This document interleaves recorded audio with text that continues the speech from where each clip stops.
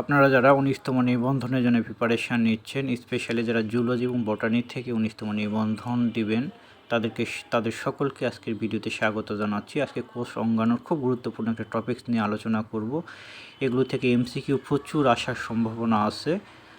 আজকের প্রথম টপিকস হচ্ছে, দেখেন, দ্বিস্তরীয় আবরণী কোনগুলো। দ্বিস্তরীয় আবরণীগুলো হচ্ছে গোলগি বস্তু, মাইটোকন্ড্রিয়া, ক্লোরোপ্লাস্ট, এন্ডোপ্লাজমিক রেটিকুলাম।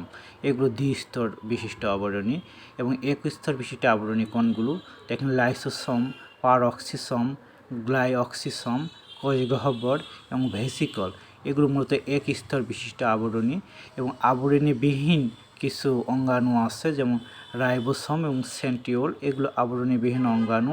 এছাড়া সছিদ্রক একটা অঙ্গাণু আছে, যেটা উল্লেখ করি না, সেটা হচ্ছে নিউক্লিয়াস। এগুলো মনে রাখবেন, এগুলো থেকে হিউজ পরিমাণ এমসিকিউ আসে। আর হচ্ছে এগুলো সবসময় মনে রাখার চেষ্টা করবেন, অনেক সময় গোলায় যায়, তাই বারবার প্র্যাকটিস করবেন। এবং আমি ধারাবাহিকভাবে ভিডিওগুলো দেওয়ার চেষ্টা করব। এবং আমি সরাসরি লেকচারও দিব। তো আপনারা আমার চ্যানেলটি সাবস্ক্রাইব করে দিবেন এবং আমার ফেসবুক পেজ আছে, পেজটি ফলো করে দিবেন। আশা করি উপকৃত হবেন। আমার একটা গ্রুপ আছে, এই গ্রুপে আমি পরীক্ষা নিই এবং বিভিন্ন সাজেশন দিয়ে থাকি। আপনারা গ্রুপে জয়েন হতে পারেন।